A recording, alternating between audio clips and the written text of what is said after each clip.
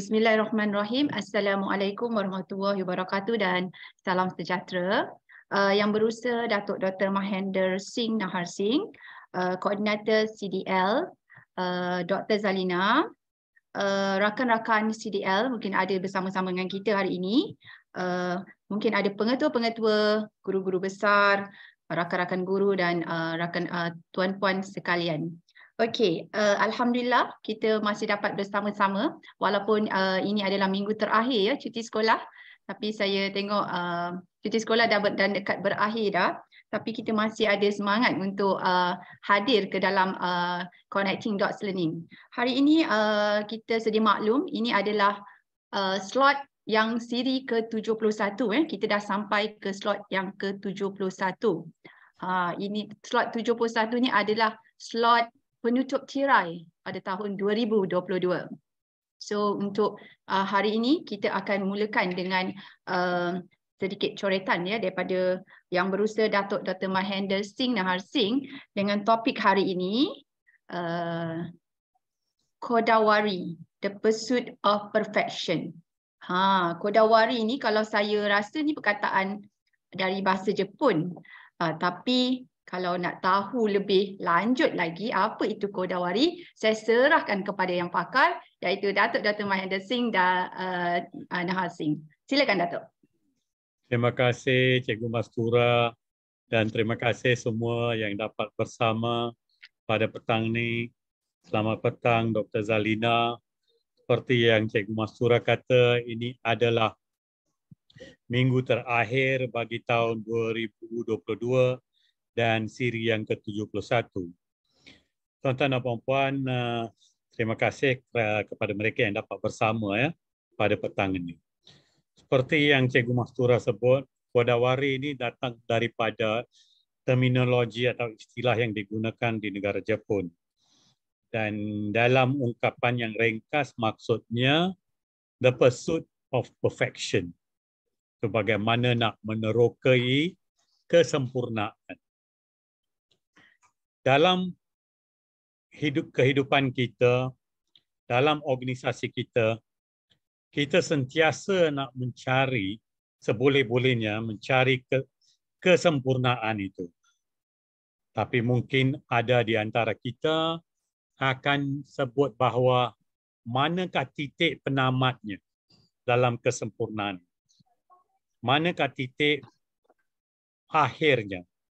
Sebenarnya dalam konsep Kodawari tidak ada titik akhirnya. Kita cuba penambahbaikan untuk mencapai kesempurnaan dalam apa jua kita buat. Kalau kita lihat paparan di sebelah kiri, dia kata unwavering attention, iaitu fokus yang memang tepat dan memberi tumpuan. Passionate devotion ni kita memberi secara ikhlas kita membuat tugas kita. Dan semua tu kita mencari perfection. Walaupun kita tahu bahawa perfection itu tidak ada akhirnya, tidak ada penghujung. Maupun tuan-tuan berada di sekolah atau dalam sistem pengurusan sistem iaitu di PPD, di JPN atau KPM, di peringkat kebangsaan. Ataupun kita adalah sebagai pemegang taruh, stakeholder. Di mana juga kita berada, kita harus memegang kepada satu konsep bahawa kita sentiasa nak melihat penambahbaikan. Kita sentiasa nak melihat kesempurnaan. Kalau kita tidak mengarah ke kesempurnaan, mungkin kita akan sentiasa kekal dengan apa jua produk yang ada 30 atau 40 tahun dahulu. Kita akan kekal dengan keterampilan dan kemahiran yang ada pada kita 10 atau 15 tahun dahulu. Tapi oleh kerana kita nak mengejar, kalau saya boleh gunakan perkataan tersebut, mengejar, atau kita nak secara struktur, secara sistematik mengejar kesempurnaan. Tapi dalam mengejar kesempurnaan ini, mengikut terminologi atau istilah atau konsep Kodawari ini, kita harus memberi tumpuan perhatian kepada setiap butir secara terperinci. Sebagai seorang guru, maka kita beri tumpuan kepada PDP dalam kelas kita. Adakah apa lagi titik penambahbaikan yang kita boleh buat?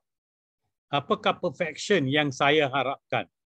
Ini bukan pengetua harapkan atau PK harapkan atau GKMP harapkan atau kementerian harapkan, PPD harapkan atau JPN harapkan. Atau maupun pemegang taruh yang harapkan. Sebenarnya kesempurnaan ini datang daripada personal best. Dan bila kita baca tentang konsep Kodawari ini, if you want to be great, dia kata, if you want to be great, maka kita boleh amalkan konsep Kodawari. Ia adalah satu usaha untuk menguasai kemahiran dan keterampilan yang kita perlukan dalam tugas kita. Tetapi ia bermula dari pemikiran kita dari aspek mental. Bagaimana kita nak capai kesempurnaan ini? Ini bukan saja satu tingkah laku yang kita pamerkan, tapi ia melibatkan proses pemikiran, thought process. Asas konsep Kodawari adalah bahawa kualiti, kalau tidak sama penting, sebaiknya lebih penting daripada kuantiti. Dan saya pernah beri satu sesi snippet di mana saya sebut tentang activity versus productivity. Tidak bererti kalau di sekolah kita buat banyak aktiviti, ia menuju ke perfection. Tapi kita harus lihat dari segi kualiti apa yang kita buat dan apa produktivitinya. So, activity versus productivity. Jangan lupa kualiti lebih penting sebaiknya daripada kuantiti. Kodawari ini, dia mengharapkan kita letak standard yang tinggi pada diri kita tentang apa yang kita nak capai. Dan standard itu kita sendiri saja yang boleh letakkan dan kita tidak boleh letak standard yang rendah kerana itu tidak akan mengarah ke kesempurnaan. That perfection yang kita harapkan. Kita pernah dengar, bos saya ni perfect, dia suka perfection.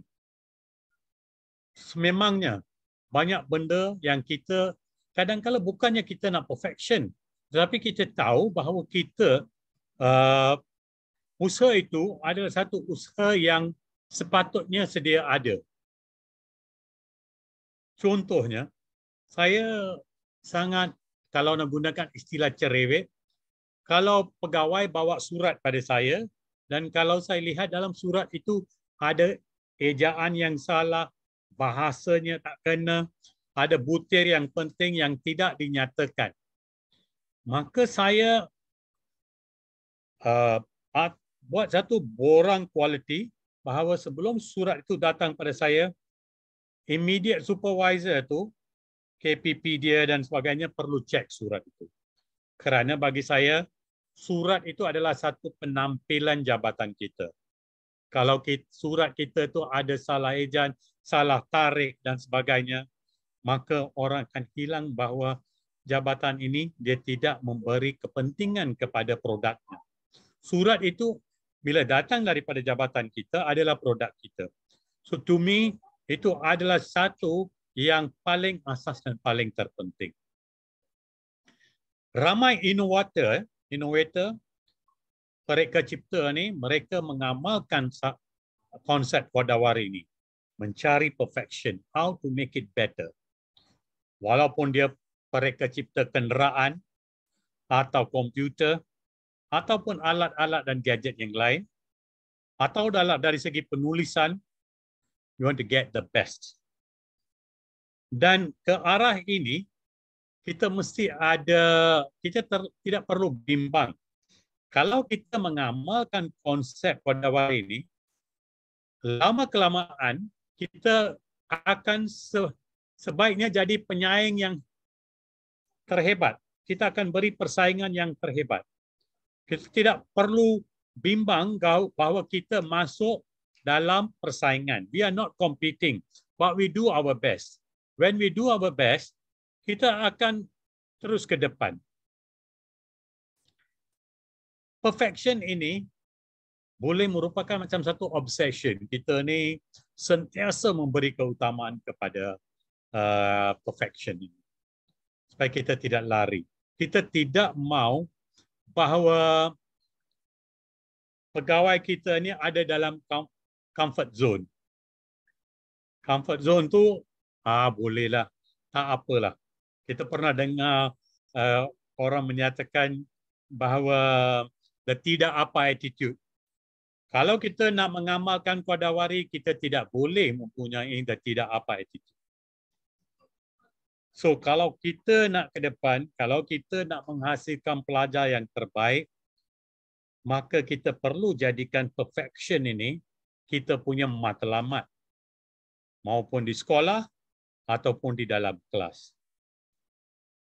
Ia adalah satu proses, dan kalau seorang guru kata lepas 5 tahun dia dah boring, kalau dia dah, maka you kena cari, you have to create the perfection. You have to create how can you be perfect. You cannot say after 5 years I'm bored. Kerana perfection ini bukan datang dari atas, dia datang daripada kita sendiri. How can we get that perfection? Tapi ingat, saya mula pada petang ni saya sebut bahawa tidak ada penghujungnya dalam perfection ni. Kita tidak boleh kata, okey, tahun ni kita sudah dapat 95% kelulusan SPM atau kita dapat 100% kelulusan SPM. Next thing kita lihat pada, itu adalah kuantiti, kita lihat kualiti keputusan kita. Apakah kualiti keseluruhan pelajar kita yang kita lahirkan? Adakah mereka hanya mirip kepada kecemerlangan akademik tetapi tidak mempunyai satu hasil yang keseluruhan dari segi kebolehan ko-akademik pula.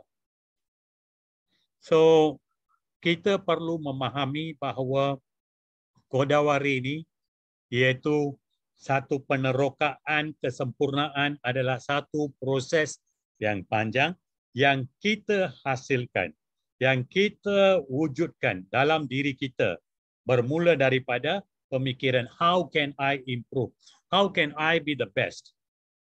Semasa saya bertugas di sebagai timbalan pengarah di IPG Raja Melewa, sebagai pengarah di bahagian sukan, sebagai pengarah di IAB, my tagline, saya belum kenali pun masa itu istilah Qadawari. Tagline saya masa itu, saya beritahu pada pegawai setiap kali, we are good, we can be better, however, we want to be the best in what we do. We want to be the best in what we do. Kita tidak boleh kata, oh, we are good already, so cukup. We tak perlu buat apapun. Orang banyak hantar WhatsApp bila Piala Dunia, bola sepak Piala Dunia berlangsung. Ada orang menyatakan tahun 70-an, kalau tak silap saya, atau 80-an, Malaysia telah mengalahkan Morocco Maghribi. Tapi mereka sudah sampai, Malaysia mengalahkan Maghribi 2-0, mereka telah sampai ke World Cup, tetapi kita, pasukan bola sepak kita tidak sampai ke peringkat World Cup lagi.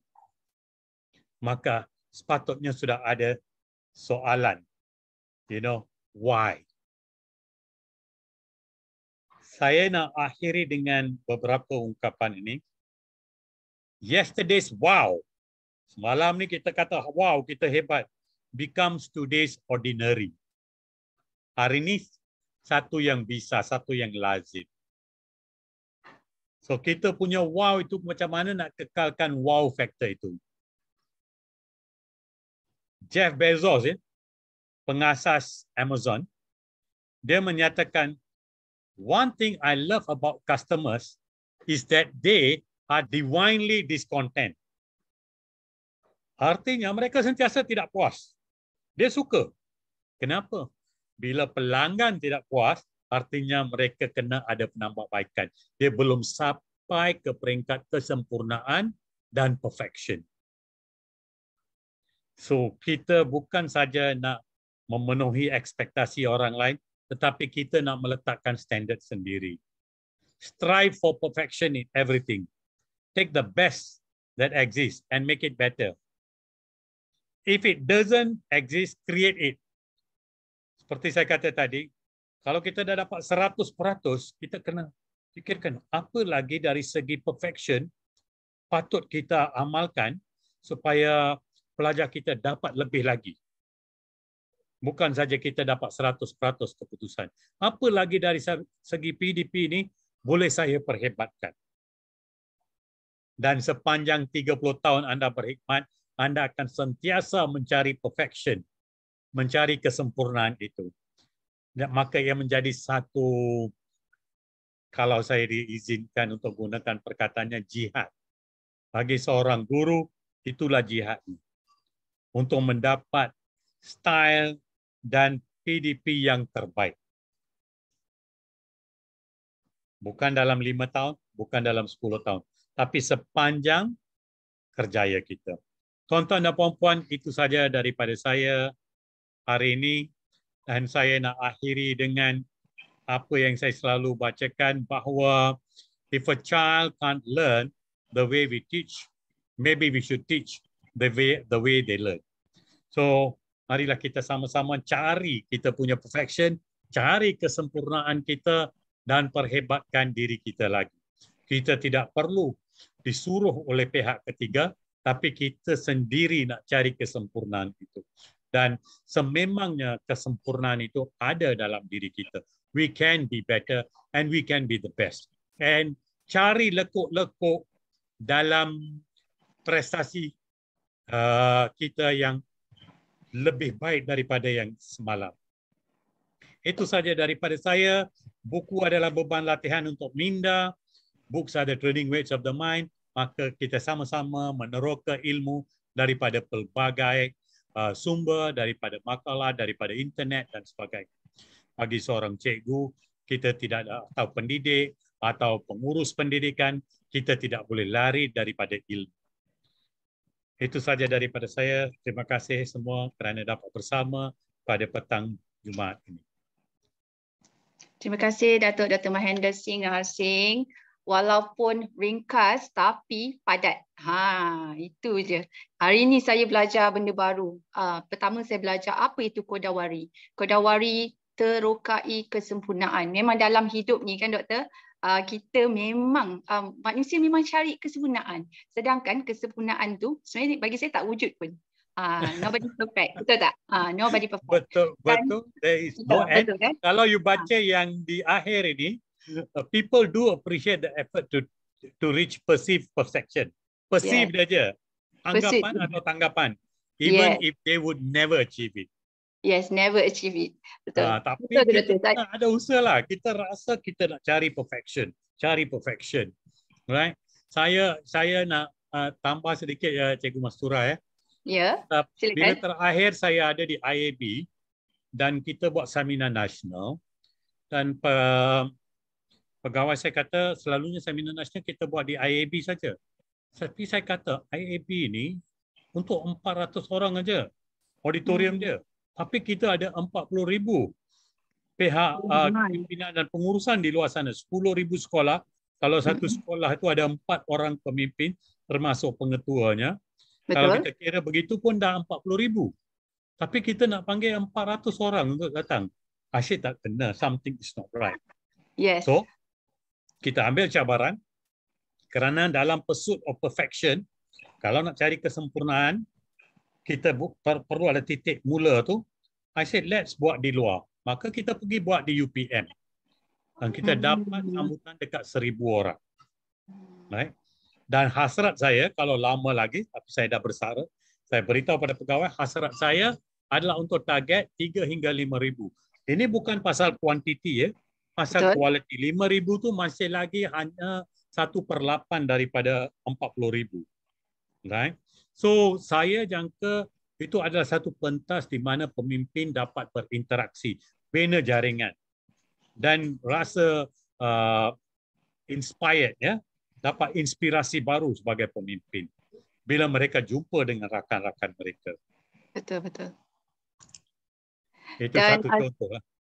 Dan saya sebagai guru kan, bila dengar konten yang Datuk sampaikan tadi, saya pun muhasabah diri. Muhasabah diri yang setiap guru kena ada kena ke arah kesempurnaan. Maksudnya kita kena ubah diri kita dulu. Kalau kita nak pastikan keputusan pelajar kita nak menghasilkan keputusan pelajar yang cemerlang. Dan satu lagi yang saya tertarik, memang saya rasa memang saya sukalah, kualiti lebih penting daripada kuantiti. Yang itu memang semua guru, tenaga pengajar kena pegang benda tu. Sebab ada certain orang mungkin, certain sekolah mungkin dia rasa lebih banyak aktiviti, itulah tanda dia punya kesempurnaan. Tapi sebenarnya tapi sebenarnya tak. Dia sebenarnya tak kira lah kalau katakan aktiviti tu tak banyak, tapi memberi impak yang tinggi pada pelajar. Okey, terima kasih Datuk untuk hari ini. Terima kasih. Selamat cuti hujung minggu dan selamat tahun baru kepada semua. Sama juga Datuk. Terima kasih. Right. Terima kasih Cikgu Mastura dan Cikgu Nashar, kawan saya tu. Are you presenting today, Cikgu Nashar? Yes. It's my turn this week, Doctor, for sharing session. Okay. Okay, Nashar. See you again. Alright. Okay. Sekarang kita ke slot seterusnya, iaitu slot CDL Perkongsian Ilmu Siri 71 ya. Buat makluman tuan-puan, kali ini adalah dah sampai slot yang ke-71, merupakan slot penutup tirai bagi tahun 2022. Hari ini kita tengok slide hari ini. Kita bersama dengan, sebelum tu saya cerita sikitlah apa objektif Connecting Dots Learning ni. Okay, dia adalah untuk berkongsi ilmu dan kemahiran, membangunkan kompetensi guru, meningkatkan keupayaan dan membina jalinan dan jaringan berterusan. Okay, dan semua sedia maklum, peserta perlu mendaftar sebagai pelanggan atau ahli dalam CDL pendaftaran, dan pendaftaran ini adalah percuma. Dan peserta juga mendapat jemputan melalui email yang telah didaftarkan. Sesi perkongsian kita ni sebenarnya belum lagi berhenti. Tak pernah pun kita rest hari Jumaat ya. Setiap Jumaat pukul 3 sampai pukul 4.30 kita belum miss lagi. Sejak siri 1 sampailah siri yang ke-71 kita belum pernah lagi miss. Kalau cuti sekolah pun kita on juga, kita langgar. Okay, dan slot ini adalah 1 jam 30 minit. Perkongsian secara hands-on. Okay, dia bergantung kepada tajuk yang dibentangkan oleh presenter, dan sijil diberikan menerusi pautan yang akan diberi pada akhir sesi nanti. So hashtag Connecting Dots Learning, rasanya semua orang dah tahu dah, hashtag ialah cikgu bantu cikgu. Okay. So hari ini kita bersama dengan pembentang kita, iaitu Cikgu Nasha Nordina binti Husin, dengan tajuk yang sangat menarik. Saya masa tengok poster ni, saya macam wow, membina kreativiti murid melalui penghasilan nota.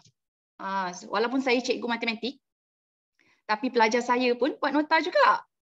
Formula-formula tu kan, nak diingat. So saya rasa tajuk hari ini memang sangat berguna untuk audiens kita hari ini. Sebelum tu saya cerita sikit. Orang kata tak kenal maka tak cinta.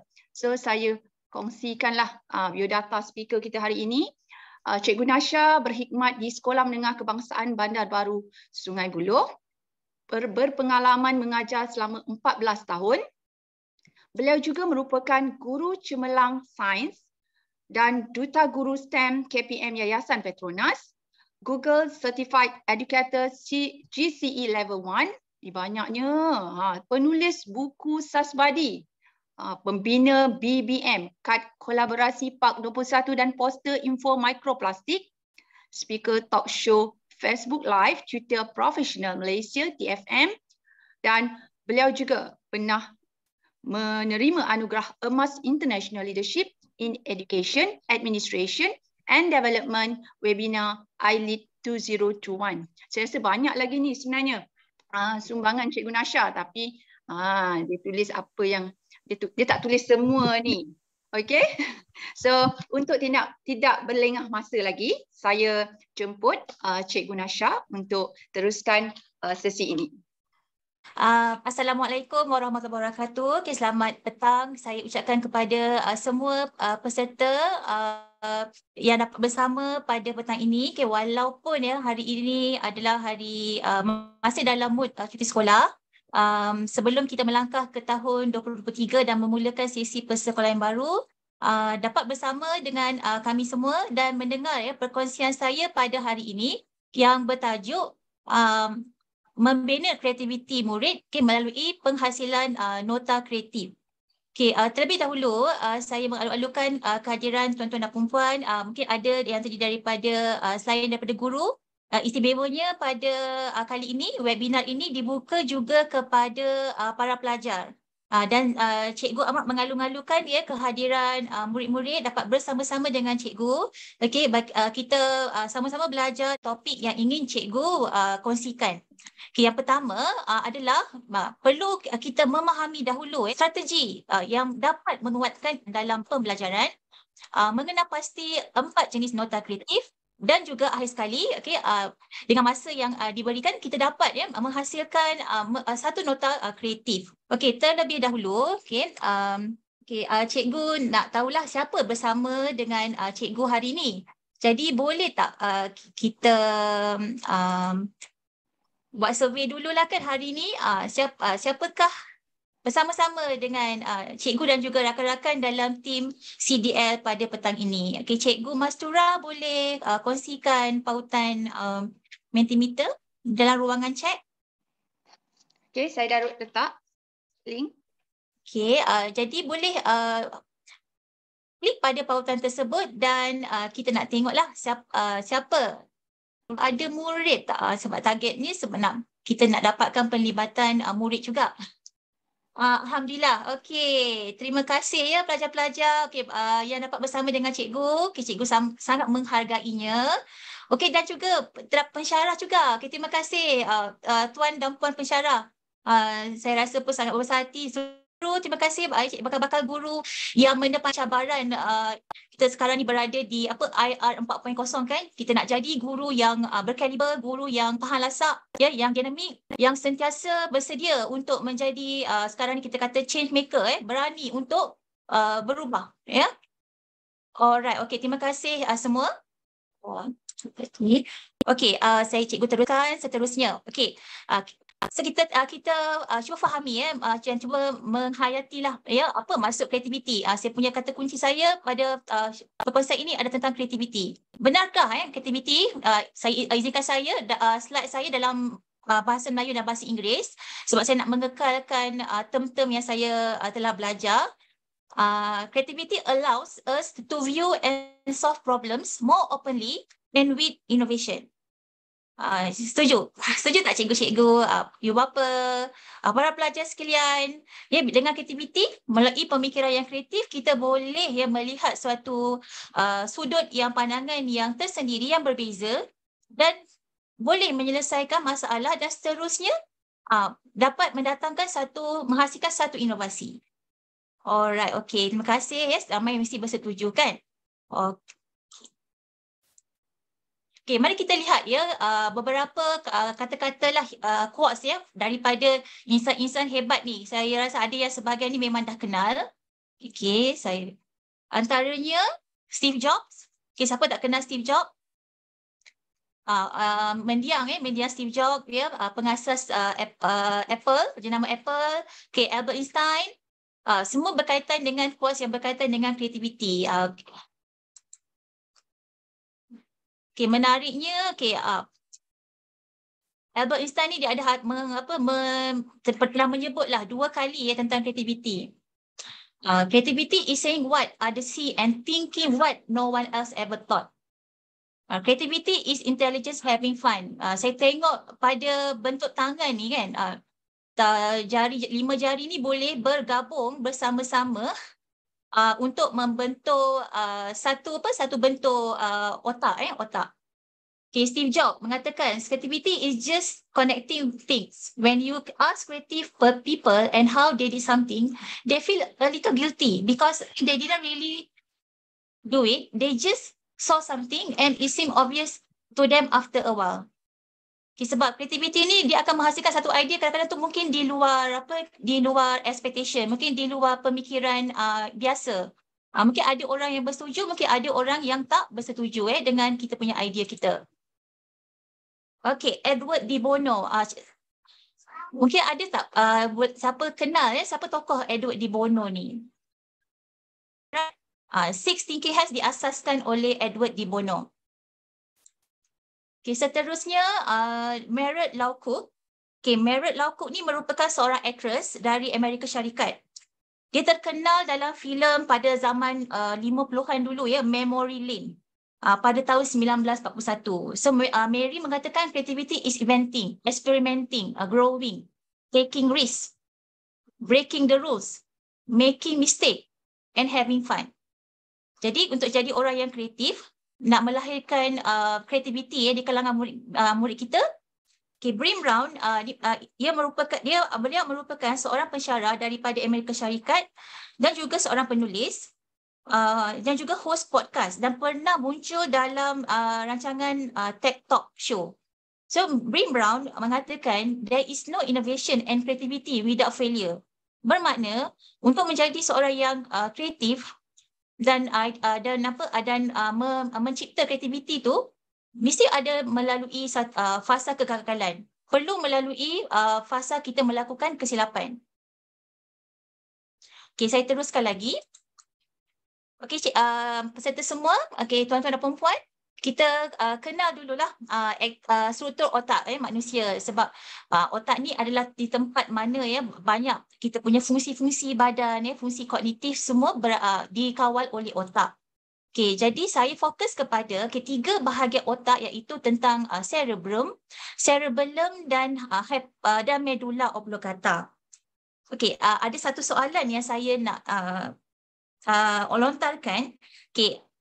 Apakah bahagian otak yang mengawal aktiviti mental antara cerebrum, cerebellum dan medulla oblongata? Boleh respon di dalam ruangan chat.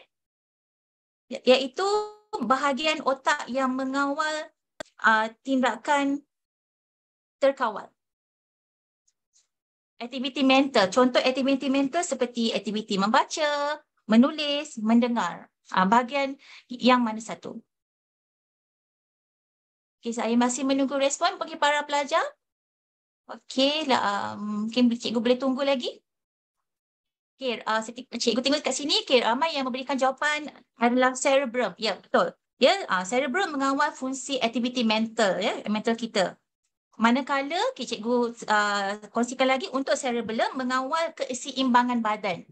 Seperti kita bergerak, kita menaiki basikal, itu adalah fungsi cerebellum, manakala medulla oblongata mengawal tindakan luar kawal. Cikgu teruskan seterusnya, slide berikutnya. Sekarang ni kita nak tengok pula bahagian otak. Berdasarkan daripada fakta yang lama kita dah belajar, kita dah tahu daripada pengetahuan kita, bahagian otak manusia ni terbahagi kepada bahagian kiri dan kanan. Ada soalan lagi yang cikgu nak lontarkan di sini. Bahagian otak manakah yang mengawal kreativiti? Apakah jawapannya? Bahagian kiri atau bahagian kanan? Parvin, kanan. Lagi. Cikgu rasa ramai dah tahu je jawapan dia. Betul sebenarnya dia adalah bahagian otak kanan. Jadi, kita tengok bahagian otak kanan ni sebenarnya, bila melibatkan aktiviti, inilah tentang elemen-elemen atau aspek-aspek yang otak kanan kita akan fokus, iaitu melibatkan warna, gambar, emosi, muzik, imajinasi, intuitif, maksudnya dari segi naluri, gerak hati, seni ataupun ada idea tak? Ada contoh boleh siapa-siapa mungkin cikgu-cikgu tu puan-puan pensyarah isyarat non-verbal. Kalau otak kiri dia lebih kepada melibatkan fakta, logik rasional, nombor, bahasa, simbol ataupun huruf. Jadi dalam proses pembelajaran sebenarnya kita sebenarnya menggunakan kedua-dua ya fungsi otak kita kiri dan kanan, dan tidak ada sebenarnya bila katakan kita akan guna lebih dominan ke kanan, lebih mungkin dominan ke kiri. Ya, sebab kita nak menjadi seorang manusia yang yang holistik, maknanya kita mengoptimumkan penggunaan otak kiri dan juga otak kanan. Okay, ada satu persoalan yang di sini yang kita nak ambil tahu ya, kita nak kena tahu, okay, how does learning and memory work and what cause us to forget what we learn? Iaitu kepada syarikat Faber-Castell Malaysia Sedia Berhad, kerana syarikat Faber-Castell telah menganjurkan ya program creative learning kepada guru-guru. Jadi cikgu saya berkesempatan untuk belajar mengikuti kursus tersebut, dan daripada kursus tersebut saya dapat mengaplikasinya kepada pelajar-pelajar dalam kelas saya, dan juga saya boleh berkongsi pada hari ini. Jadi untuk mencapai objektif yang pertama, kita nak melihat bagaimana otak kita bekerja ataupun bagaimana otak kita memproses maklumat ya. Okey, sebenarnya semuanya bermula daripada maklumat, information. Daripada tulisan ni huruf bermakna kita menerima maklumat, kita belajar, fungsi otak kiri kita ya akan memproseslah maklumat tersebut, akan digunakan. Okey, jadi dalam stages of memory stand for encoding. Okay, ini adalah pada peringkat yang kita punya stages of memory, bagaimana otak kita ni memproses maklumat untuk kita mengingat. Okay, di sini encoding ni pada peringkat pertama adalah bagaimana otak kita bila dapat maklumat baru memahami. Bagaimana otak kita nak memahami dan juga kita nak faham daripada maklumat yang kita dapat. Okay, peringkat seterusnya ialah iaitu consolidation. Okay, consolidation ataupun ia juga maksud lain adalah storage, simpanan. Kalau cikgu tengok di sini, saya gunakan simbol bateri. Bermakna dalam otak kita ni bagaimana kita hendak simpan. Kita nak kekalkan maklumat yang kita dapat. Kita boleh ingat ataupun bertahan dalam jangka masa. Tentulah kita nak supaya memori tu boleh kita ingat dalam jangka masa yang panjang. Jadi analoginya seperti bateri. Maksud bateri dalam masa ada bateri yang cepat mati kan. Jadi ada bateri dia boleh bertahan lama. Jadi begitulah peringkat yang kedua dalam otak kita untuk dia menyimpan maklumat-maklumat tersebut. Dan yang ketiga adalah retrieval. Okay, retrieval adalah bagaimana otak kita mengeluarkan maklumat yang telah kita belajar, dan seterusnya kita boleh keluarkan input-input yang disimpan di dalam otak kita. Jadi dia melibatkan 3 peringkat ini, encoding, consolidation dan juga retrieval. Okey, boleh ya? Okey, cikgu teruskan lagi. Okey, ada satu soalan yang cikgu nak lontarkan lagi. Okey, apakah cabaran sebenarnya yang paling besar dalam proses pembelajaran ni? Boleh cikgu dapatkan maklum balas, kita nak bersama-sama kita ambil tahulah kan, kita nak tahu apa sebenarnya cabaran paling besar dalam proses pembelajaran ni. Okay, cikgu boleh klik pada pautan Mentimeter yang kedua. Kita boleh buat satu diskusi lah. Ada apa cabaran yang paling besar dalam proses pembelajaran ni? Okey, dah mula dapat respon ya. Okey, nak tahu kenapa nak tahu kenapa. Okey, cabarannya nak tahu kenapa. Okey, mengaplikasi. Saya dapatkan respon lagi supaya kita bertengok apa lagi perkataan, maksudnya apa lagi paling banyak dapatan. Cabaran paling besar dalam proses pembelajaran. Okay. Cabaran, okey, gangguan kawan sebaya. Okey. Okey, boleh cikgu dapatkan respon lagi daripada peserta yang ada kat dalam ni? Okey, untuk kekalkan fokus. Okay, cikgu nampak ada 2 dah perkataan mengingat, okey, dah muncul 2 kali. Pengaruh gadget, okey, gangguan gadget untuk memahami. Okay, fokus, okey, susah juga ya nak kekalkan fokus. Maksudnya ada distraction. Okey, hafal. Ya, okey, masalah juga nak hafal. Untuk menghafal. Ya, faham, cikgu pun faham. Jadi dari sini cikgu nampak perkataan yang kerap keluar ya kat sini untuk mengingat. Mengingat, memahami. Mengingat, memahami. Fokus pun ada, hafal. Alright, terima kasih atas respon. Sebenarnya topik yang kita punya area apa yang kita nak fokus hari ni berkaitan dengan topik yang cikgu nak sampaikan ni adalah cabarannya ialah untuk mengingat, remember. Fokus pertama ni lah yang cikgu nak tekankan.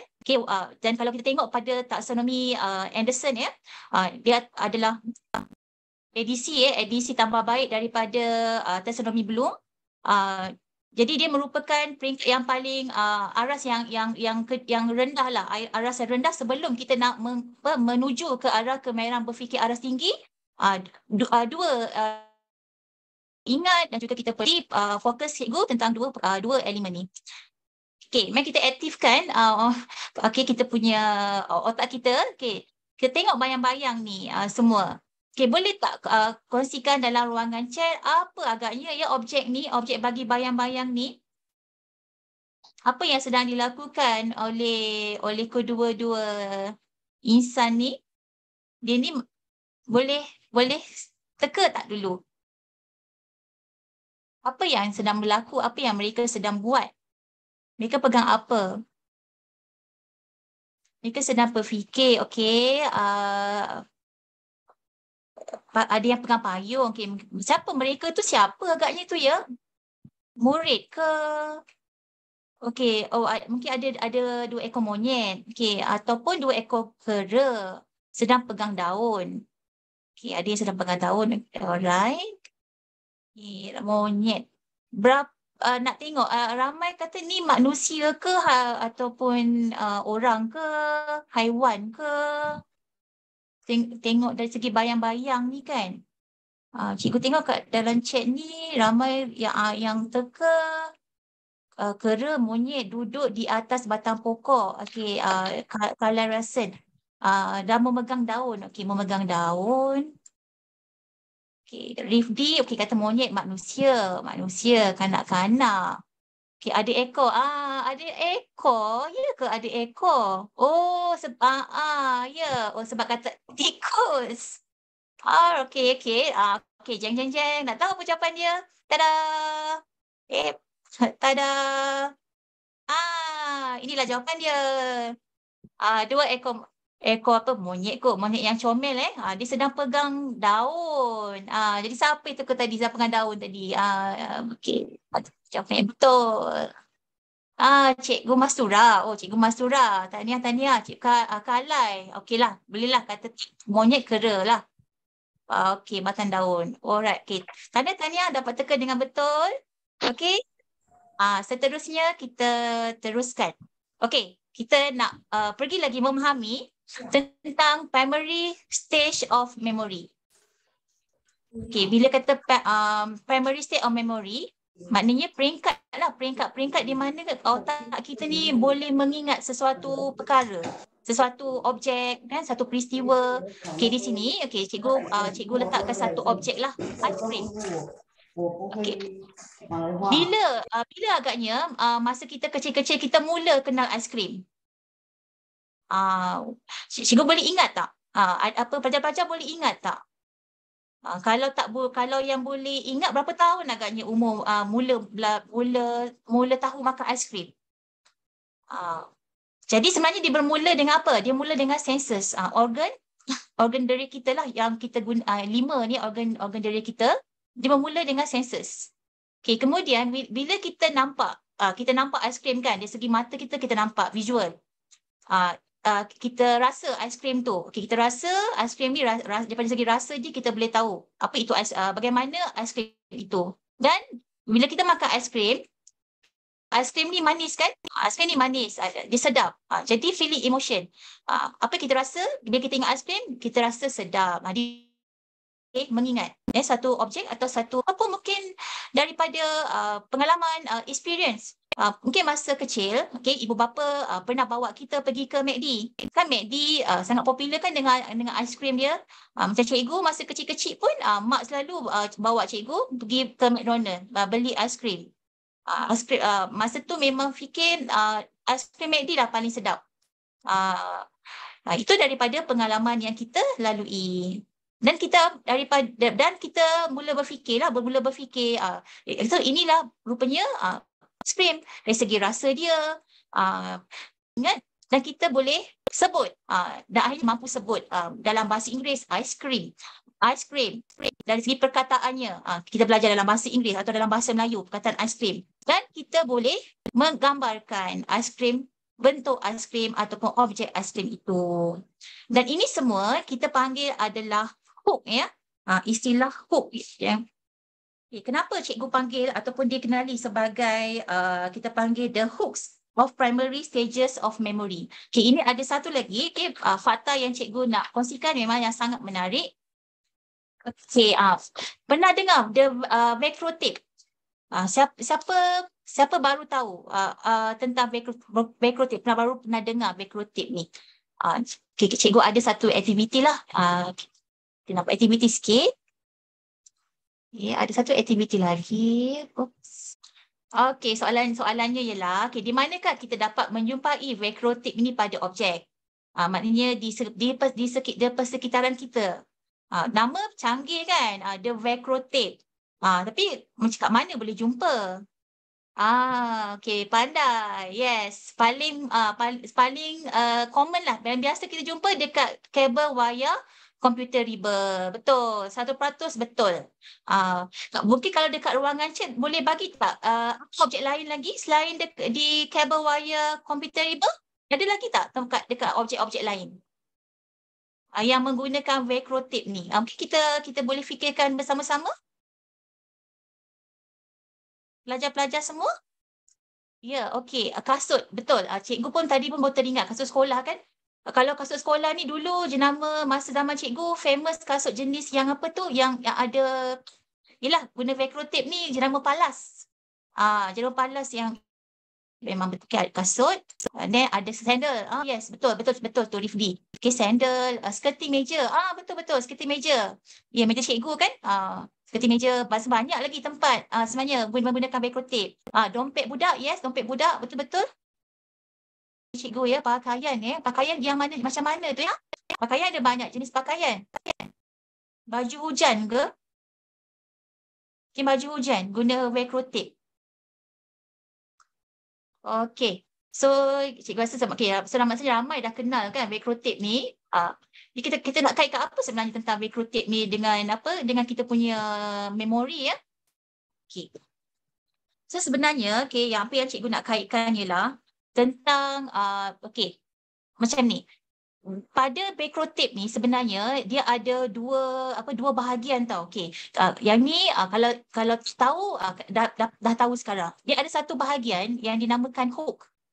Hook tu yang nampak yang tajam-tajam tu kan. Dia yang tajam-tajam tu dan dia sebenarnya macam ada cangkuk tau. Dia melekat dekat loop.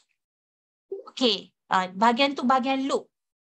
Analogi dia nak kaitkan ialah maklumat yang kita dapat, maklumat yang kita dapat tu adalah mewakili loop yang nak masuk dalam otak kita, dan hook diwakili ataupun analogi dia sama seperti otak kita. Otak kita ni dia nak collect, dia nak ambil maklumat. Jadi hook dengan loop ni boleh melekat dekat hook. Itu satu analogi lah ya, yang seperti maksudnya mewakili maklumat yang banyak yang kita dapat dalam proses pembelajaran kan. Banyak subjek kita kena belajar, kita kena ingat. Kemudian otak kita seperti hook.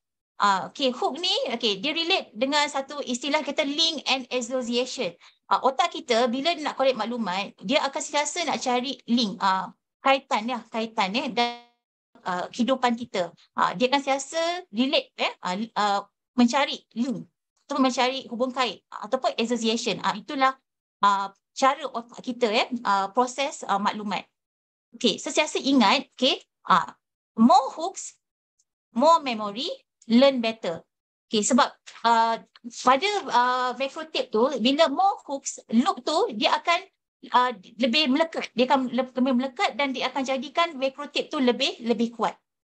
Okay, bagaimana setakat ni? Boleh faham analogi cikgu tentang maklumat otak dengan macrotip ni? Okay, analogi je. Okay, cikgu bacakan. In the process of learning of new knowledge, the info, okay, we need to remember, okay, and understand it needs a lot of hooks.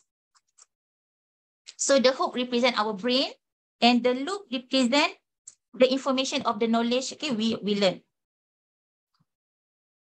Okay, boleh cikgu dapatkan signal, okay? Ataupun emoji? So far so good? Or okay? Okay, boleh hadiahkan emoji dekat cikgu? Okay, terima kasih Cikgu Fika. Yes, thank you Syarun. Alright, okay. Boleh kalau nak tanya boleh je, nak menyelidikkan soalan tu boleh je tanyalah, kalau dapat cikgu jawab, cikgu akan jawab. Okay, next slide. Okay, sekarang ni kita pergi kepada objektif yang kedua.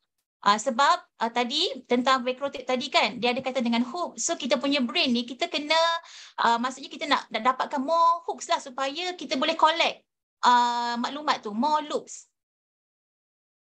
Okay, jadi strategi untuk menguatkan daya ingatan ni adalah, okay, cuba ingat balik tadi kita punya peringkat tadi kan, peringkat otak kita memproses maklumat dekat bahagian yang pertama, stage yang pertama iaitu encoding. Ingatan kita pada peringkat yang pertama tu, encoding. Have a good encoding. Okay, kita perlu ambil perhatian terhadap dua ni. Cara dia adalah kita kena create ataupun form a distinctive memories. Distinctive memories, okay, that is stand out. One that stand out. Atau dalam bahasa Melayu dia, maknanya kita perlu cipta ataupun dapatkan satu ingatan ataupun memori tu dia perlu menonjol. Yang menonjol. Distinctive tu yang ketara, macam tu maksud dia. Dan juga, okay, tadi cikgu pun ada sebut, okay, otak kita kan, hubung perkaitan, association. So maksudnya kita perlu mencari perkaitan, form, link and association among memories to have later retrieval. Supaya senang kita boleh keluarkan maklumat tersebut. Okay, bagaimanakah cara dia? Okay, mesti ada cara dia ya. Mesti ada teknik-teknik sebab dah ada banyak kajian ya, kajian-kajian dijalankan. Bagaimana sebenarnya daya ingatan ni kita boleh enhance, kita boleh kuatkan. Sebab tu kalau kita tengok macam pertandingan kejohanan antarabangsa kan, ada orang yang boleh menghafal digit kan, boleh hafal digit, penghafaz Al-Quran juga. Bagaimana mereka boleh menghafal 30 juzuk Al-Quran. Kalau ada ustazah lah di sini, mungkin boleh kongsikan bagaimana baca-baca tahfiz dia boleh mengingat ataupun kaedah mengingat. Yang kita nak bincang dalam peringkat yang pertama ni. Stage yang pertama. Okey. Seterusnya, okey, kita nak tengoklah di sini. Okey, berkaitan dengan distinctive memories ni. Okey, saya cikgu nak tarik perhatian semua tentang jam ni. Okey, ini jam dinding kan? Okey, ada jam dinding ni warna dia macam inilah, warna dia pudar lah, warna dia pudar. Satu lagi jam ni berwarna-warni, menarik. Jadi kalau kita nak kita nak alert lah dari segi masa kan, mana jam yang boleh berfungsi lebih baik di rumah lah kalau kita nak letakkan dekat dinding. Jam yang warna putih ke ataupun jam yang colourful yang warna biru ni? Okay. Mestilah kan, mestilah kita nak pilih yang colourful. Sebab mata kita akan senang, cepat, fokus kan, tangkap warna tu, capture dekat daripada mata kita, boleh cepat sampai ke otak. Boleh nampak nombor pada jam dinding. Ini sebenarnya maksudnya yang dimasukkan dengan distinctive memories, ones that stand out. Okay, satu lagi, okay, yang ini cikgu nak kongsikanlah pengalaman cikgu ya. Okay, yang ni nak kongsi pada semua. Okay, sekejap.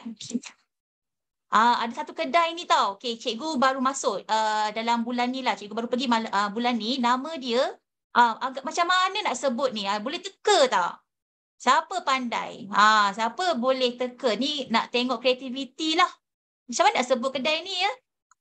Dia, okay, clue dia adalah satu perkataan.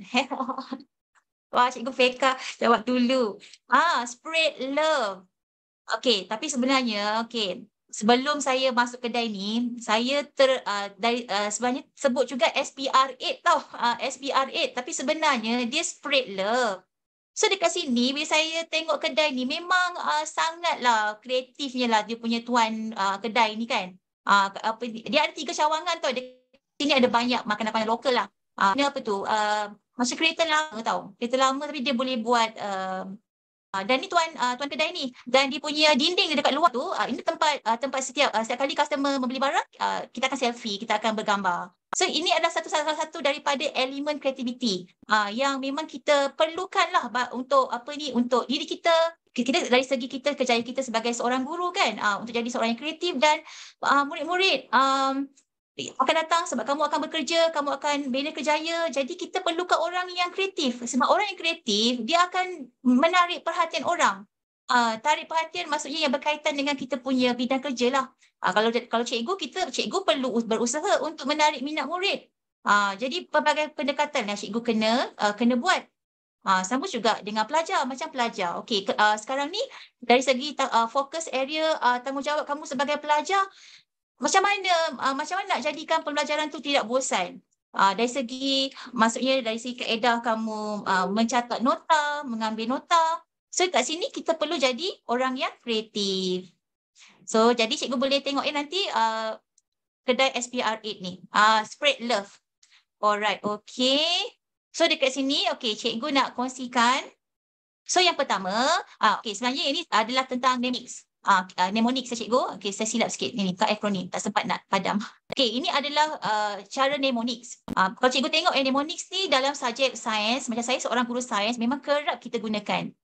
Jadi maknanya mnemonics ni daripada perkataan yang pangkal daripada huruf yang pertama tu, kita akan cuba buat satu perkaitan di antara satu sama lain lah daripada huruf-huruf yang pertama tu untuk kita mengingat. Contoh macam di sini, bagaimana nak mengingat siri kreativa logam daripada ini adalah kaedah mnemonik. Saya rasa mnemonik ni dah biasa kan cikgu-cikgu, dan cikgu pun dah pernah buat. Ini yang pertama. Yang kedua ialah akronim. Akronim ni menarik cikgu sebab memang semua orang dah tahu dah akronim ni. Tapi sebenarnya akronim ni dia ada beberapa jenis. Pelajar semua boleh ambil perhatian ya. Kamu tengok kat sini. Ada jenis-jenis akronim. Cuba tengok kat sini. Yang pertama bila cantuman huruf tu awal. Biasanya nama-nama kementerian kan. Ini adalah yang jenis yang pertama. So akronim ni adalah satu lagi cara untuk menguatkan daya ingatan kita. Jadi boleh digunakan dalam pembelajaran. Yang kedua, kata akronim. Dekat sini cikgu dah highlight warna merah. Macam kataan marah. So dia ambil apa? Huruf dan suku kata. Macam MA kan, ni suku kata ma. Marah. Corona. Perkataan COVID-19. So suku kata then D. COVID. V. COVID-19. 19. So betul-betullah COVID-19. Akronim yang ketiga, suku kata awal perkataan.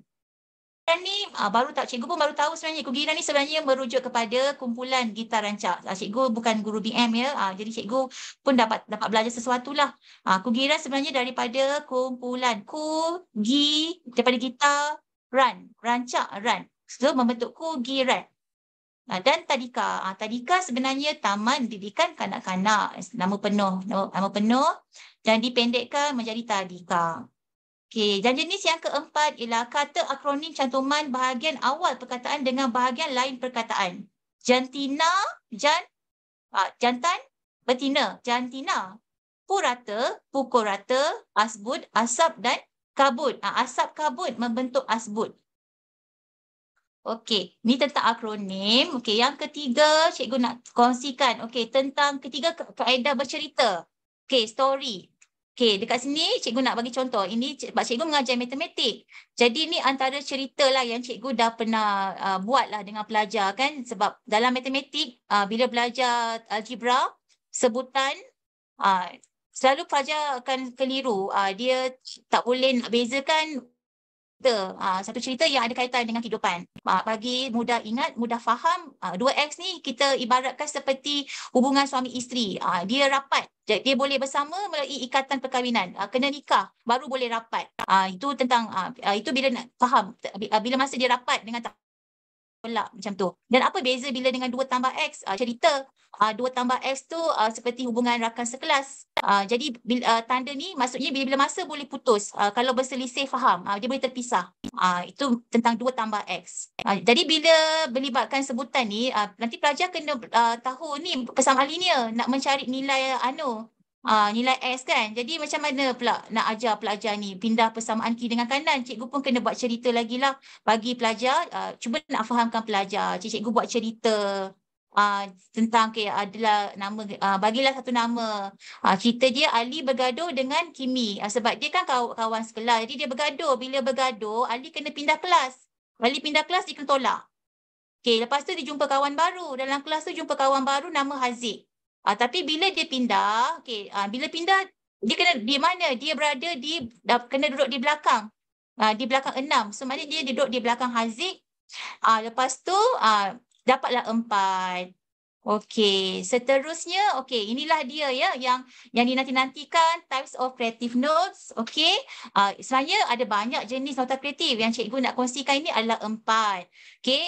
Pertama tentang mind map. Mind map ni memang dah lama. Semua orang pun dah tahu, zaman cikgu sekolah dulu pun dah nak kongsikan yang 3 ni. Ni pun agak yang barulah, wujudlah sekarang kan. Sekarang ni dah dinamakan doodle notes, sketch notes, comics. So mungkin sketch note pun memang dah biasa dengar kan, tapi macam mana dia boleh jadikan nota yang kreatif? Ini yang cikgu nak kongsikan lagi ya kepada semua. So kita go through satu lagi. Apa sebenarnya? Sebenarnya jenis-jenis nota kreatif ni dalam bahasa Inggeris adalah visual note taking. Inilah antara kelebihan dia. Dia boleh jadikan kita, meninggal kita kita lebih fokus. Lepas tu boleh meningkatkan kreativiti, tingkatkan memori, boost memori, dan dia boleh melibatkan penggunaan skill untuk kita menyelesaikan masalah tu. Boleh tingkatkan kita kemahiran tersebut. Sebabnya dari segi otak kajian sains menunjukkan majoriti sebenarnya otak manusia sebenarnya dia lebih ni. So daripada nota yang dihasilkan dia lebih kepada visual dan juga gambar, menggunakan warna-warna yang berwarna-warni, so dia boleh apply, boleh sempat untuk hasilkan nota kreatif tapi kalau masih ada kita boleh buat, tapi kita go through dulu apa yang kena tahu dulu setiap satu jenis nota kreatif ni. Mind map. Sebenarnya mind map dia sebenarnya dia ada satu, kita kata sistem tu seperti pokok. The tree system. Bermakna di bahagian tengah ni adalah main topik. Dikenali sebagai trunk. Dan dia bercabang. Daripada main idea dia bercabang kepada branches. Branches, dan juga dia boleh lagi bercabang lebih halus lagi. Dan disebut bahagian tu adalah leaves. Warna ungu, geografi warna hijau. So fizik dia guna warna-warna yang berbeza, nak membezakanlah mata pelajaran tersebut. So kat sini ada tips di mana kita boleh gunakan warna-warna yang berbeza untuk kita menunjukkan idea-idea tersebut, dan boleh guna tambah topik yang dipelajari. This mind mapping ni. Yang kedua, doodle notes ya. Doodle notes di sini adalah satu nota, dia lebih fokus kepada of course visual. Tujuan dia untuk meningkatkan fokus. Siapa yang develop? Matt Giraffe. Dekat sini boleh pergi ke Facebook Matt Giraffe ataupun IG Matt Giraffe. Dekat sini ada banyak contoh-contoh. Tapi di sini lebih kepada matematik. Jadi di tempat dia ada kata subjek maths kan. Tapi kat sini, cikgu bagi contoh lah dekat sini. Inilah contoh doodle notes. Ini dalam subjek sains. So dekat sini, apa yang cikgu nak bagi tahu ialah, di sebelah kiri kan, nampak tak ada gambar satu dan mengajar, ini memang bentuk memang yang biasa dan tak pernah berubah. Jadi sebelum cikgu dapat pengetahuan ni, cikgu anggap memang dia fix ke bentuk ni kan. Tapi sebenarnya kita boleh transform. Ya, tidak ada salahnya kita buat perubahan. Kita boleh tukar kepada bentuk ubah semestinya dalam bentuk segitiga. Kita boleh buat dalam bentuk, contoh buat bentuk bulatan. Kita nak tengok peringkat-peringkat kan, peringkat-peringkat pengguna yang apa ni, primer, sekunder dengan tertier, daripada bawah, producer, pengeluar. So kita boleh tukar bentuk. So tak ada salahnya so kita jangan takutlah kita nak buat perubahan. Sebenarnya boleh. Aliran tenaga kan dalam makanan, dia ada aliran tenaga, okey, bermula daripada pengeluar hingga daripada pengguna yang paling tinggi, tertier ni, dia akan jadi semakin berkurang. So maksudnya kita boleh hasilkan nota yang lebih kreatif dengan cara yang tersendiri. So tak salah kita buat perubahan. Okey, seterusnya sketch notes. Okey, sketch notes. Apa dia tu sketch note? Okey, dia merupakan dia cara kreatif dalam bentuk grafik proses. Di mana dia lebih kepada ke arah ni, ada menggunakan simbol illustration, dan dia ada juga boleh kita guna teks juga, kita masukkan teks. Kita tengok kenapa perlu guna sketch note. Ni kelebihan dia sebab kalau pada pelajar, student will identify main ideas through sketch note, ke untuk melukis, ke untuk sketch. Kita boleh elakkan daripada nota yang selama ni kita tulis dalam bentuk huruf je kan boring, tengok kan, sangat boring. Jadi kita ubah bentuk yang lebih kreatif, mata kita boleh capture lebih senang, mata kita alert dengan maklumat yang kita dapat dalam bentuk nota kreatif. Dan akhir sekali tu usahalah sendiri untuk kita boleh jadikan satu pentaksiran juga bagi guru kan, sebab sekarang ni guru pun mentaksir pelajar. Sekarang ni saya kongsi sikit, how to sketch note. Ini dia guru dengan pelajar, tak semestinya pada guru, murid saja, tapi guru juga. So pertama sekali perlu dapatkanlah dia punya material atau alat. Yang paling mudah, ada kertas, lepas tu ada pensel, ada pen berwarna. Kemudian kena pasti apakah main topik yang kita nak, apa yang kita nak buat, kita nak banner nota kita. Lepas tu kita dalam proses pembelajaran, mestilah melalui proses mendengar. Jadi kita jadi pada pelajar perlu menjadi seorang pendengar yang baiklah semasa cikgu menyampaikan sesi pengajaran tu ya.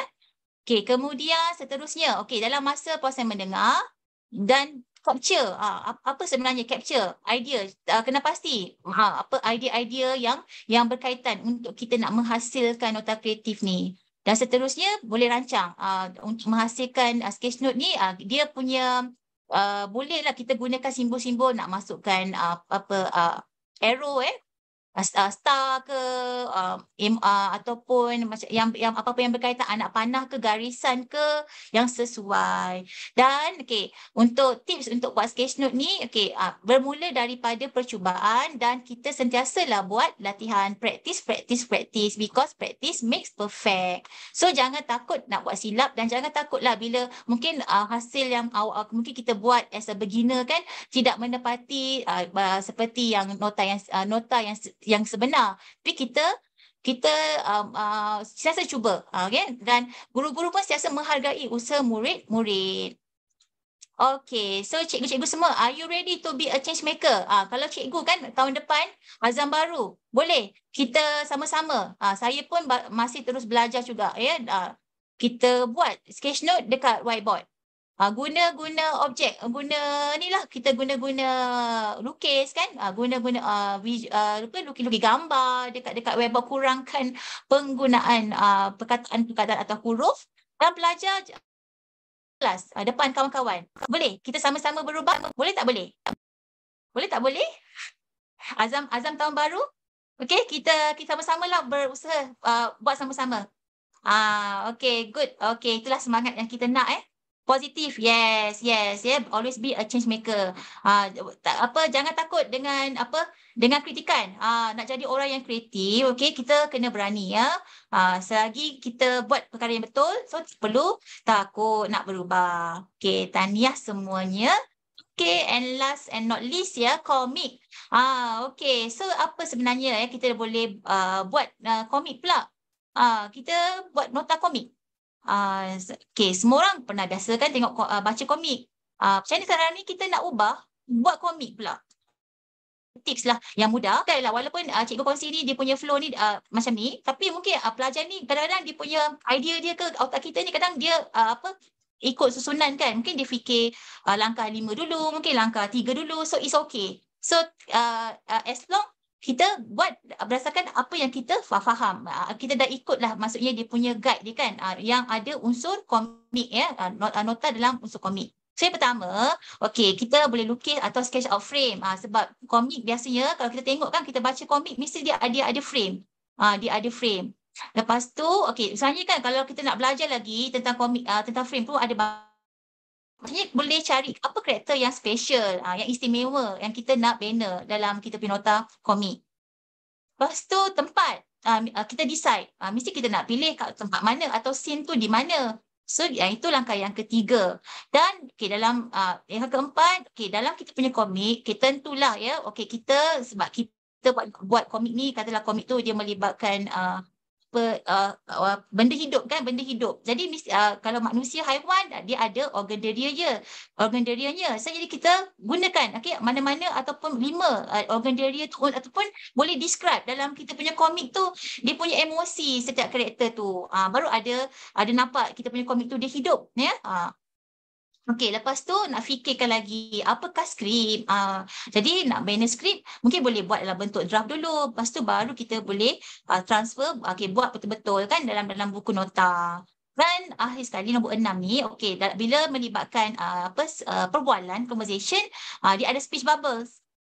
Dia bergantung pada topik yang berkaitan lah apa perbualan yang kita nak bina. Ataupun ada juga dialog yang tanpa speech bubble, memang ada. Dan kalau tengok gambar sini kan, biasanya kita baca dalam bentuk Z kan. So inilah cara kita nak bina frame tu dan turutan bila kita bina nota komik tersebut. Okey, so cikgu nak kongsikan sikit lah ni kan, nota kreatif hasil kerja murid cikgu ni. Langkah pertama lah mereka buat kan, lepas cikgu dah dapat sikit pengetahuan ni, cikgu kongsi kat anak murid cikgu. So diorang pun berusahalah juga nak menepati kan ciri-ciri antara jenis nota kreatif yang cikgu berikan tadi. So kat sini inilah hasilnya lah. Yang cikgu boleh kongsikan kepada semua. So mungkin dekat sini lah kita dah terbiasa sangat dengan huruf kan. Jadi masih ada lagi lah banyak huruf juga lagi dekat dalam nota anak murid cikgu ni. But it's okay, kita kata practice make perfect. Yang penting kita mencuba dan kita berusaha. Hari ni kamu pun boleh mencuba agak untuk tahun depan. Dah dapat ilmu yang cikgu bagi ni, so boleh buat. So it's not impossible, memang boleh buat. Okay, cikgu. So kita sebenarnya berakhir 4.30. So dengan masih ada ni bolehlah kot contribute sikit lah kan, nota kreatif ataupun yang boleh buat dalam masa 12 minit ni. Cuba kita nak tengok brain kita ni kan, bekerja dalam masa 12 minit dia buat nota kreatif. Cuba. Boleh kita cuba ya. So mungkin tempoh ni kita bagi ruang masa dekat peserta-peserta kita buat nota kreatif. Bagi pandangan, cikgu sangat menghargainya. Okey, Ahmad, cikgu. Okey, Ahmad, nota pelbagai tapi ikut macam dalam movie siri, Iron Man. Walaupun yang first tu nampak kegagalan, tetapi itulah pengasasnya untuk upgrade dan update. Yes, betul. Adiwira pun sebenarnya, kau tengok komik, dalam kartun pun, sebelum nak menang tu, mereka pun pernah gagal kan, pernah tewas kan. Saya sama lah macam tu juga dalam kita berusaha dalam pembelajaran kita. Dari segi untuk kita menghasilkan nota kreatif tu, mestilah bermula dengan hasil yang mungkin belum memuaskan lagi. Mungkin kena tambah baik. Memang itu adalah satu proses. Semua orang melaluinya. Okay, terima kasih. Okay, Ahmad. Okay, Ahmad ni cikgu ke pelajar ya? Boleh ke cikgu nak tahu, Ahmad cikgu ke bakal guru ke? Bakal cikgu kan? Bakal cikgu, boleh cikgu dapatkan respon juga macam mana setelah perkongsian ni? yang bakal menjadi guru. Oh, okey. Okey, Cikgu Ahmad ya. Okey, baru posting. Okey, tahun depan bolehlah bersama dengan anak murid kan, kita explore lagi nota kreatif ni. Sebab macam pada saya, refleksi saya lah sebagai seorang guru lah yang saya hadapi, sebenarnya macam kira sains ni kami dah ada buku kerja. Jadi bila ada buku kerja, kebanyakannya waktu PDP tu memang fokus kepada buku kerja. Jadi kadang buku nota tu tidak dapat dioptimumkan dengan sebaiknya lah. Jadi bila ada maklum dan diorang lebih boleh ingat di rumah. Jadi diorang boleh tingkatkan kemahiran belajar tu dari segi membuat nota untuk mengulang kaji di rumah. Jadi saya berharap lah, maksudnya melalui perkongsian ni pelajar-pelajar boleh buat di rumah, maksudnya boleh buat sendiri dekat rumah. Sebab bila kita mengulang kaji tu, maksudnya kita kena kuasai kemahiran membaca. Okey, kemahiran membaca tak cukup. Kena kemahiran, kena juga dikombinasikan bersama dengan kemahiran menulis, mencatat nota. Mencatat nota dengan menyalin nota tak sama. Kamu salin aja kan. Salin je tak ada, maksud tak ada kemahiran untuk kita membuat sesuatu yang baru.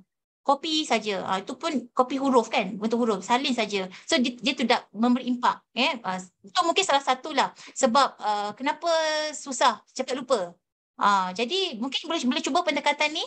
Sebab dah ada kajian kan, sebab perkongsian ni, semua nota kreatif ni dia dah ada support dah, based on research base.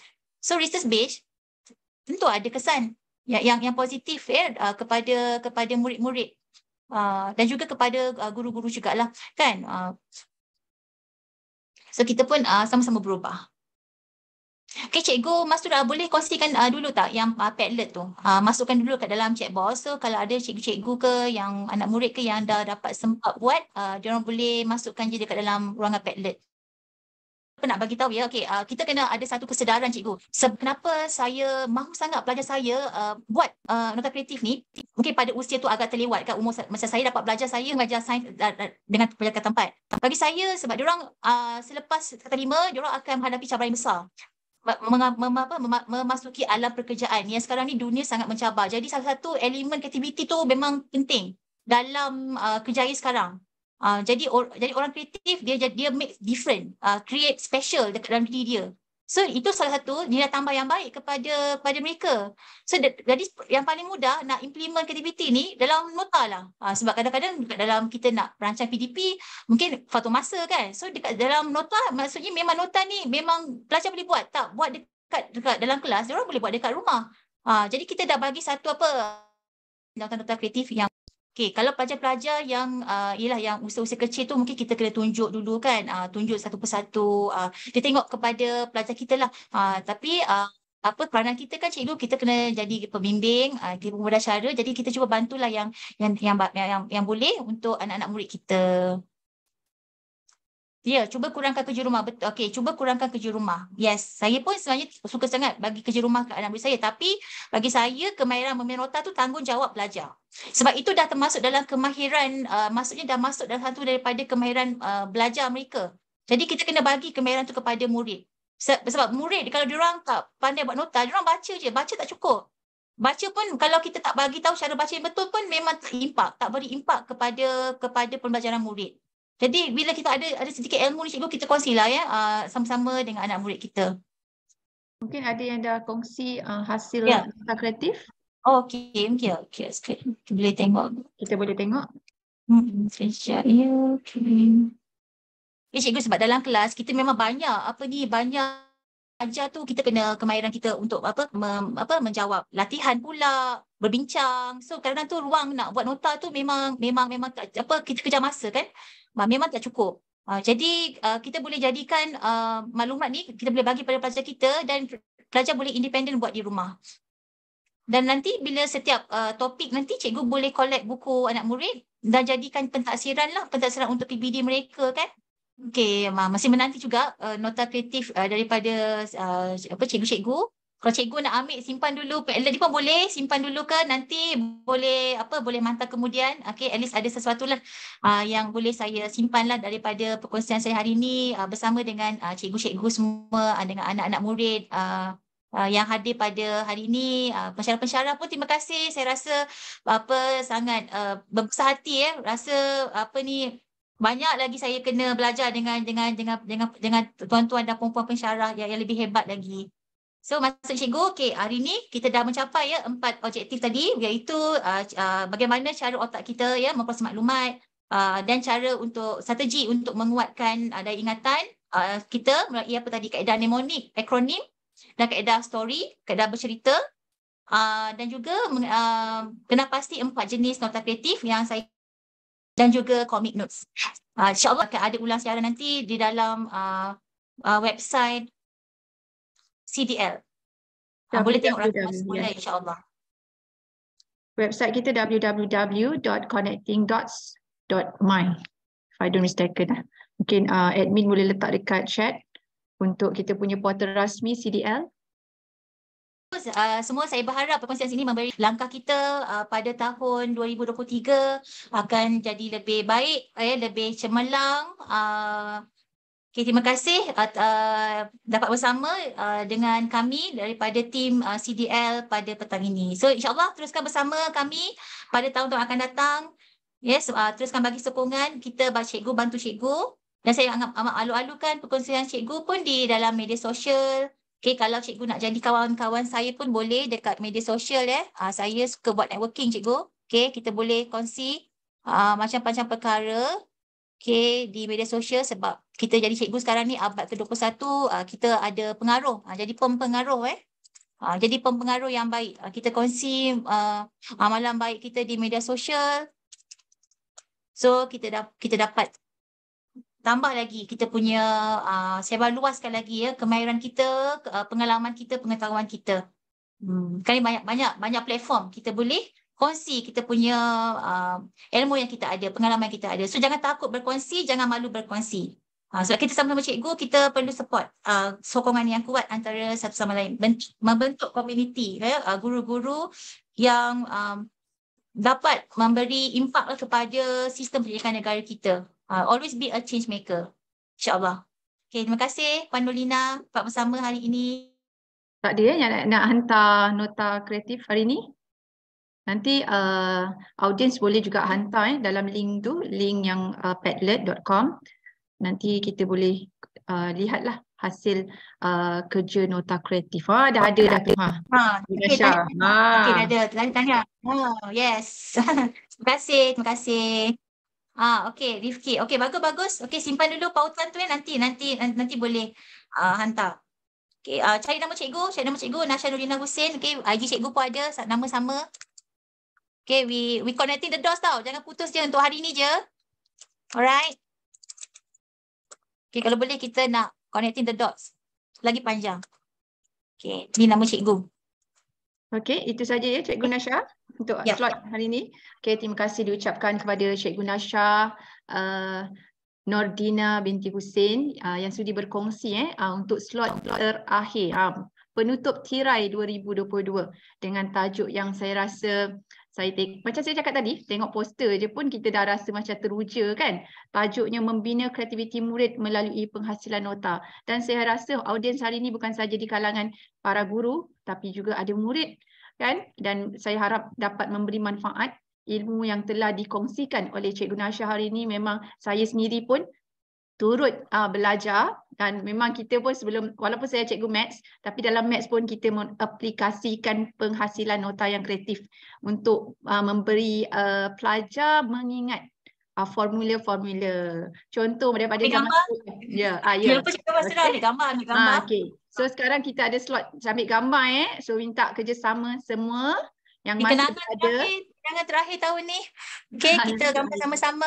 Kita minta semua, sekejap nak tengok sekejap view. So, kita buat galeri. Kita ada 3 frame hari ni. So saya masih menunggu para guru, para audiens hari ini untuk onkan kamera. Sebab audiens tak tahu cikgu-cikgu tak tahu pun cikgu dekat frame mana. So kita kena senyum je lah. Senyum. Berikan senyuman yang paling manis untuk slot terakhir CDL Siri 71 penutup tirai 2022. Okay. Sekejap, saya tengah tunggu ada yang masih Macam baru nak on camera. Nak betulkan tudung pun boleh. Okay. So, senyum semua. Oh, jap. Ramai lah yang tengah on camera, Cikgu Nasha. Sabar. Ya, itulah semua semangat. Semangat ni, semua semangat ni. Ini yang kita nak sebenarnya. Lagi 2 hari cikgu kita yang nak kita masuk ni. New Year. Lagi 2 hari cuti kita akan berakhir ya. Okay, senyum semua. Sekejap baru satu frame. Saya masuk frame yang kedua. Cikgu tetap senyum senyum je. Kita tak tahu kita berada di mana.